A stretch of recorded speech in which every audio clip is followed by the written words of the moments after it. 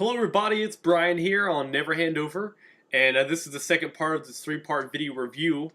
One thing I failed to mention on the first part is that one of the things I'm doing while watching this show is I am watching it in its entirety, which actually helps a lot, instead of just watching the matches, which is what I generally do. Here I'm watching all the promos, the video package, so it really helps with the context of things, which is good, because even though this is only 2 years old, in wrestling time, it's ancient.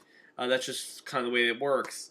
Now, I will say with the second half here, I watched the next 3 matches, and I actually enjoyed it quite considerably more than I did the first half, so a step in the right direction for the most part.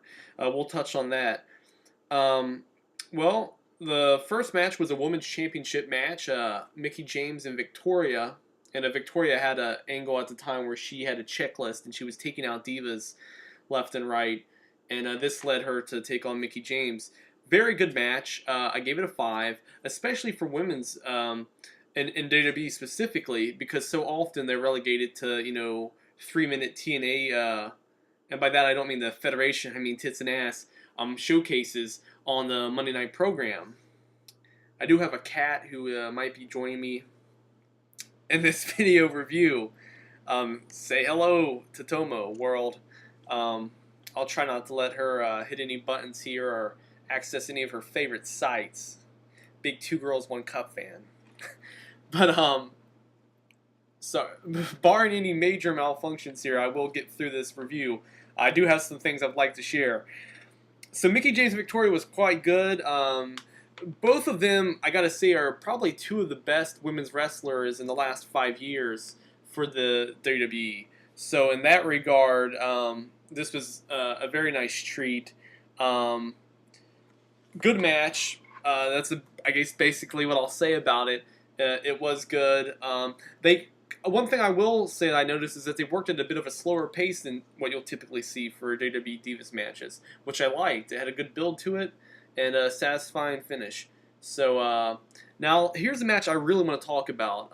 Very interesting. It was Team Rated RKO, which is Edge and Randy Orton against D-Generation X. Now, I mentioned earlier how I watched the video packages, and on this particular occasion, it was very cool because one of the most creepiest things I've seen on WWE inadvertently was they had a video package highlighting this feud, what had led up to this match.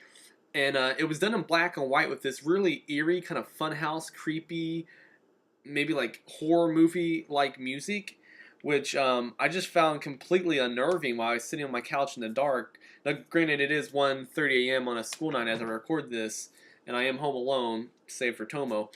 But very odd, and it definitely set the tone for this match, because basically the prelude to this match is that Team RKO attacked Ric Flair, D-Generation X's buddy and mentor, and they bloodied and bludgeoned him with steel chairs. So anyway, fast forwarding to the match, which is really what I want to focus on in the meat of this second part.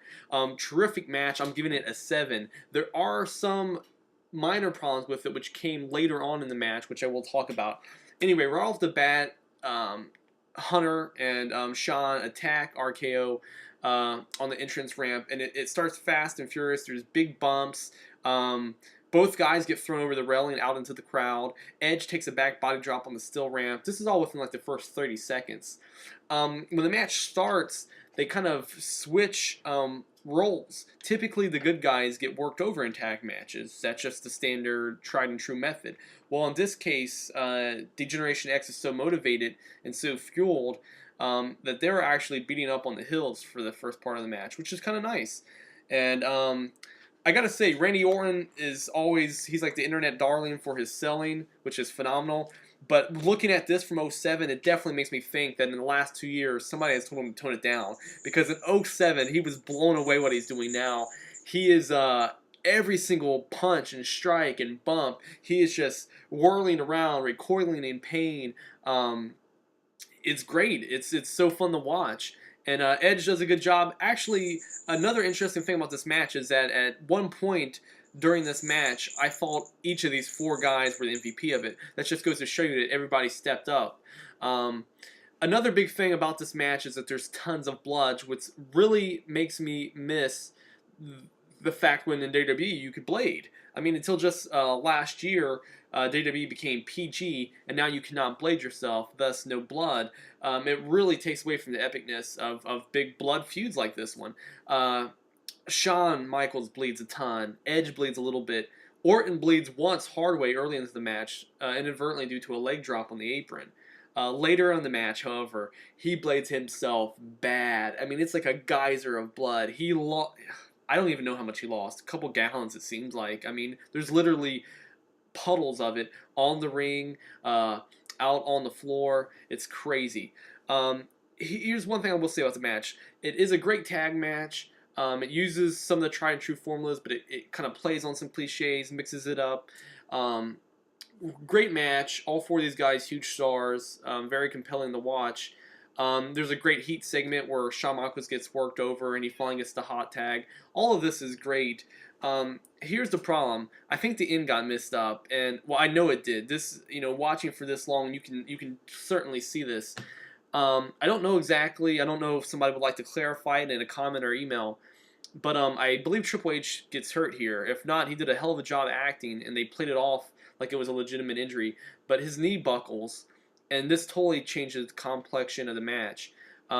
They basically rush to what seems to be an altered finish, because he just can't work. The ref even calls, the sign that there's an injury. He does hit a pedigree on Edge, which Edge kicks out of. Now here's something interesting on this official DVD release. Randy Orton ran in with a chair as to break it and save face for Triple H in his trademark maneuver. However, he doesn't get there in time, and I remember live it was very awkward. However, on the DVD, there's an extreme close-up, and you don't see Orton run in with the chair, but you can kind of pick it up if you keep a keen eye for it. So basically things that really haywire in the last couple minutes. This leads to Shawn Michaels randomly punching the ref, and that's our finish, which didn't really make sense. And then the aftermath is completely crazy. So while the finish definitely kind of hurt it, the aftermath is so crazy and brutal that it sort of makes up for that. In the aftermath, they roll the two heels outside of the ring, and then they both do signature moves to them all onto announcing tables. Triple H shows a pedigree onto Edge. The table doesn't break. That's kind of entertaining for me. Also, Shawn Michaels drops a flying elbow drop from the top turnbuckle all the way out onto a floor on a bloody carcass of Randy Orton. This is a crazy train wreck, wild match. It held up a lot better than I had remembered it. At the time, and this happens a lot for me with WWE, a lot of the guys that are oversaturated on TV, like Triple H, etc., a lot of their big matches from the past, I don't remember them at all, because at the time I mentally blocked them out because I just had been choked by so much of them. Well, it's fun to go back and rewatch some of it because it's quite good. Running out of time here, I will talk about the sixth match. It was Carlito versus Chris Masters. I'll give it a 3. Wasn't very good at all. Chris Masters, very green. Basically, the only selling that he did, he would kind of cup at the mouth and the face. Very generic selling. Carlito did hit a couple really nice moves. A double springboard moonsault. He looked pretty good here. Tori Wilson was his second. And there was a backstory with Chris Masters having put her in the master lock. I'd like to do it personally as well, preferably nude. But don't know if that will happen or not. Maybe if I get to Idaho. Anyway, that's a divergent topic. Not a good match. There's really not a lot to say about it. It was very soulless. No crowd heat whatsoever.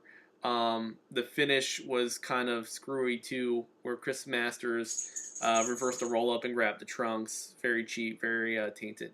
Anyway, can't wait to finish this DVD. And part 3, I will review the main event, Umaga against John Cena, as well as 2 bonus matches, which are scary bad, at least on paper. I won't spoil that for you. And then I'll give my final conclusion on the show. So we'll see you in part 3, and thanks for watching so far.